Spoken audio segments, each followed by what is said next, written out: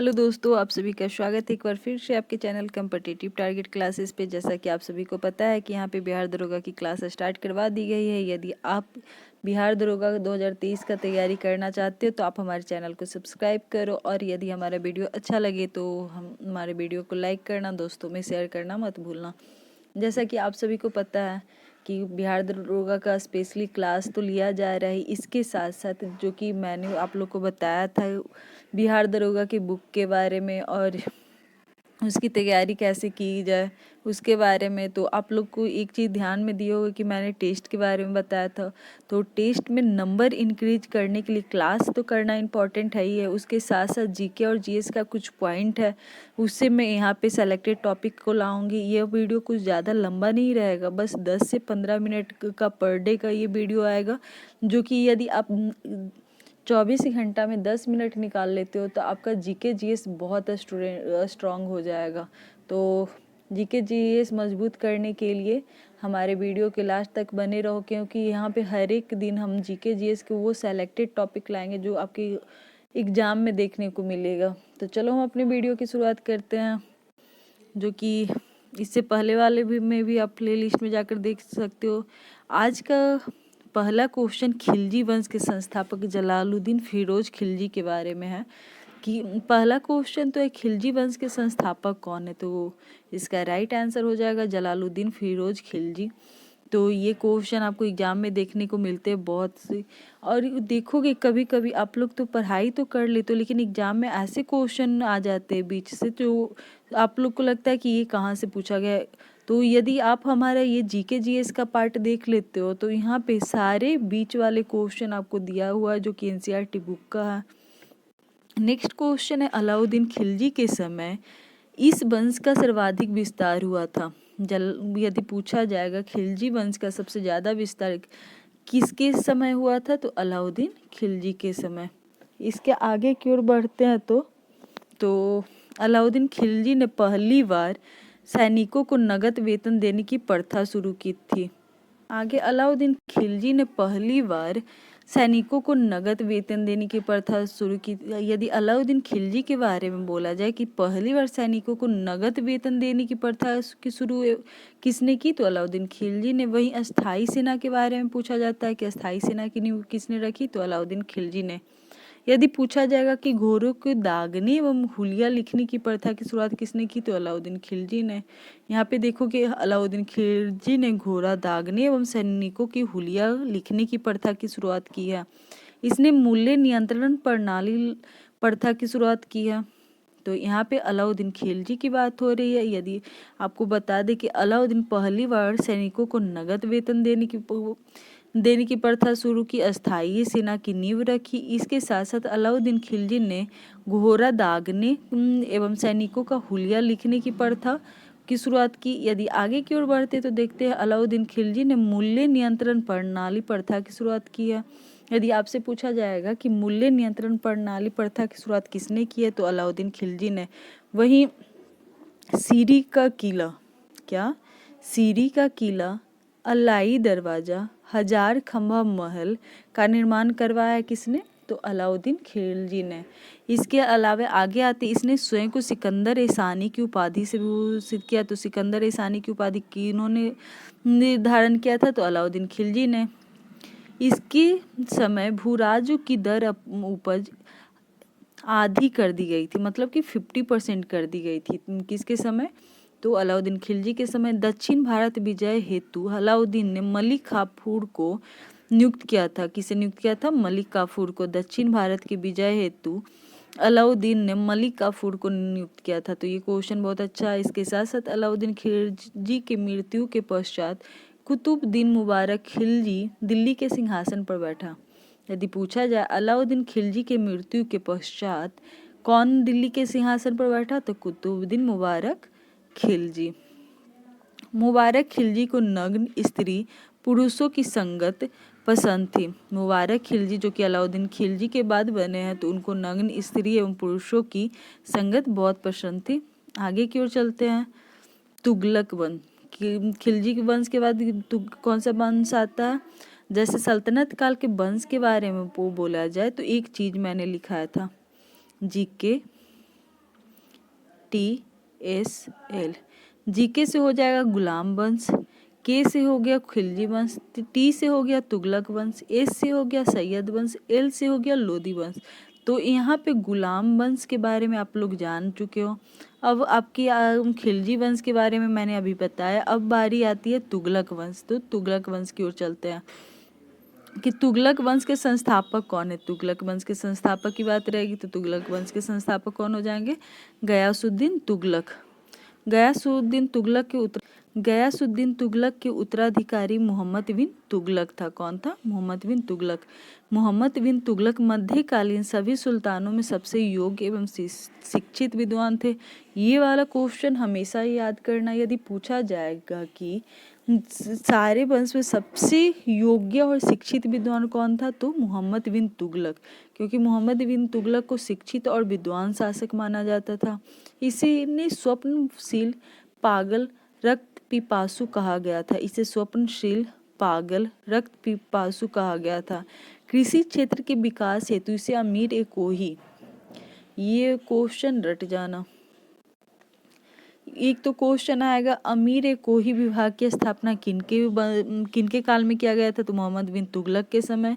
और किस लिए था अमीर-ए-कोही का प्रयोग किया गया था, तो कृषि क्षेत्र के विकास के लिए। आगे की ओर चलते हैं, जो कि है इसने अपनी राजधानी दिल्ली से स्थानांतरित कर देवगिरी स्थापित किया था तथा इसका नाम दौलताबाद रखा था। दिल्ली का नाम दौलताबाद रखा था और अपनी राजधानी को दिल्ली से देवगिरी स्थापित किया था। किसने? मोहम्मद बिन तुगलक ने। मोहम्मद बिन तुगलक के बारे में बताया जाए कि वो सर्वप्रथम सांकेतिक मुद्रा का प्रचलन इसी के द्वारा किया गया था। किसके द्वारा? मोहम्मद बिन तुगलक के द्वारा। सर एडवर्ड थॉमस ने मोहम्मद बिन तुगलक को प्रिंस ऑफ मनियर्स कहकर पुकारा था। सर एडवर्ड थॉमस ने मोहम्मद बिन तुगलक को प्रिंस ऑफ मनियर्स कहकर पुकारा था। इसी के शासन काल में मोरक्को यात्री इब्ने बतूता भारत आया था। यदि पूछा जाए मोरक्को यात्री इब्ने बतूता किनके काल में भारत आया था? मोहम्मद बिन तुगलक के काल में।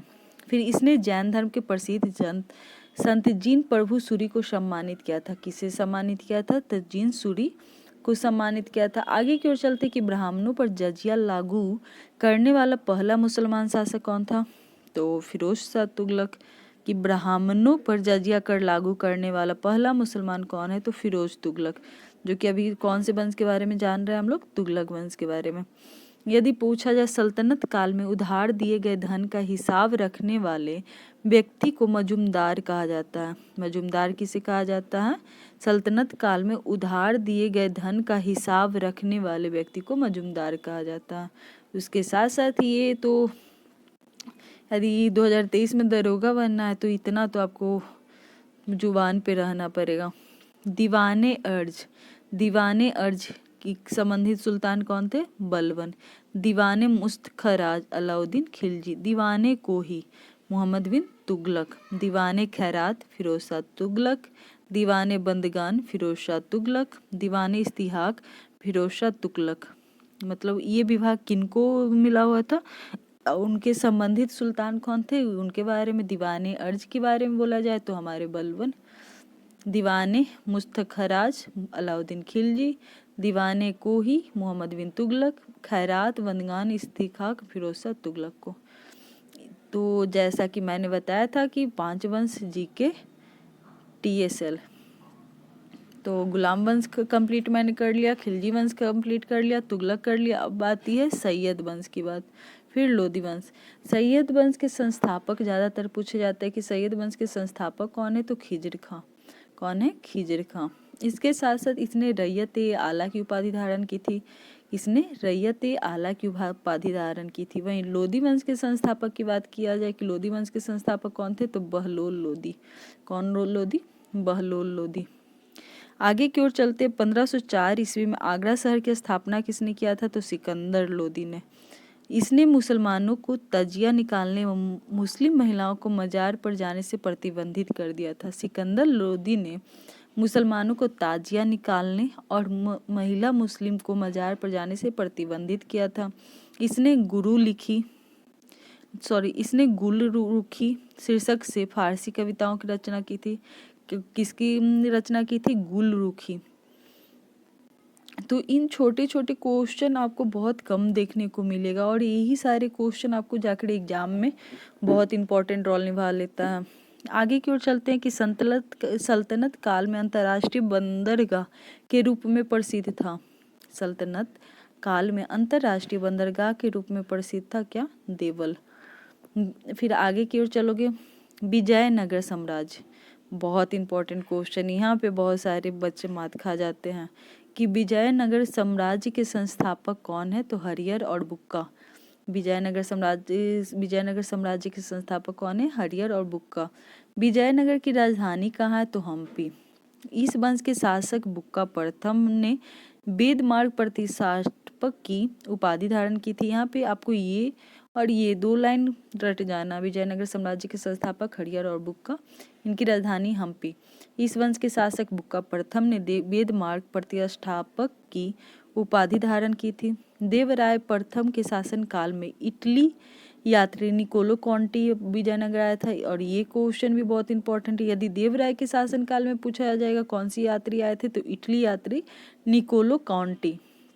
देवराय द्वितीय में तो फारसी राजदूत अब्दुल रज्जाक। ऐसे याद कर सकते हो, पहला में इटली का काटी आया और दूसरा में फारसी का रजाई आया। तो याद कर सकते हो जैसे आपको सही लगे। देवराय तृतीय को जगवेटकर की संज्ञा दी गई थी, जगवेटकर की संज्ञा दी थी, लेकिन देवराय प्रथम और द्वितीय ज़्यादा इंपॉर्टेंट है। नेक्स्ट में आओगे, कृष्णदेवराय के शासन काल में पुर्तगाली यात्री डोमिगोस पायस विजयनगर आया था। कृष्णदेवराय के शासन काल में पुर्तगाली यात्री बारबोसा, किसने? बारबोसा विजयनगर आया था। तो विजयनगर में बहुत सारे यात्री आए थे, जिनमें फेमस कौन कौन से आपको ध्यान रखने वाली बात है कि पहला तो ये विजयनगर साम्राज्य के संस्थापक कौन है? तो हरिहर बुक्का। विजयनगर की राजधानी कहाँ? तो हम्पी। देवराय प्रथम किसके शासन काल में आया था? तो इटली यात्री निकोलो कॉन्टी। देवराय द्वितीय अब्दुल रज्जाक, मतलब फारसी से रजाई लगाया था देवराय द्वितीय। कृष्णदेवराय के पुर्तगाली यात्री तो डोमिंगोस पायस विजयनगर के। आगे की ओर यदि कृष्णदेवराय के यहाँ पुर्तगाली यात्री जो कि विजयनगर आया था वो है बारबोसा, विजयनगर आया था। फिर अच्युत राय के शासन काल में पुर्तगाली यात्री नूनीज विजयनगर आया था। अच्युत राय के शासन काल में कौन सा पुर्तगाली यात्री आया था? तो नूनीज। मुगल शासक बाबर ने अपनी आत्मकथा कृष्णदेवराय को भारत में सबसे शक्तिशाली शासक बताया था। यदि मुगल शासक बाबर की बात किया जाए तो बाबर ने अपनी आत्मकथा में कृष्णदेवराय को भारत का सबसे शक्तिशाली शासक बताया था। तो अभी तक हम लोगों ने जाना GK-TSL के बारे में। GK-TSL के बाद आया GK-TSL क्या है? गुलाम, खिलजी, तुगलक, सैयद और लोदी। उसके बाद आपने जाना विजयनगर के बाद जानोगे बाबर के बाद जानोगे हुमायूं के बाद जानोगे अकबर।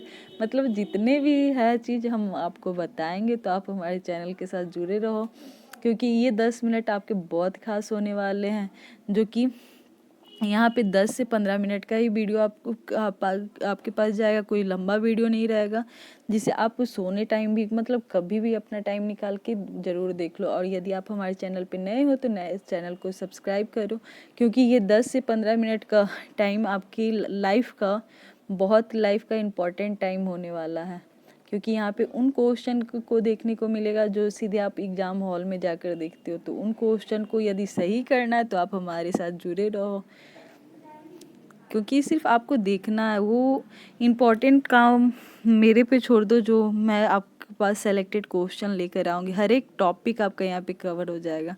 तो यहाँ तक आपने जाना कि कृष्णदेवराय के शासनकाल में पुर्तगाली यात्री बारबोसा विजयनगर आया था।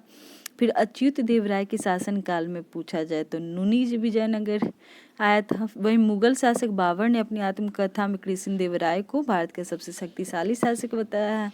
कृष्णदेवराय के दरबार में तेलुगु साहित्य के प्रसिद्ध कवि रहते थे, जिसे अष्टदिग्गज कहा जाता था। विजयनगर साम्राज्य के पतन के कारण तालिकोटा का युद्ध था, जो कि 23 जनवरी 1565 था। तो ये वाला क्वेश्चन रट जाना।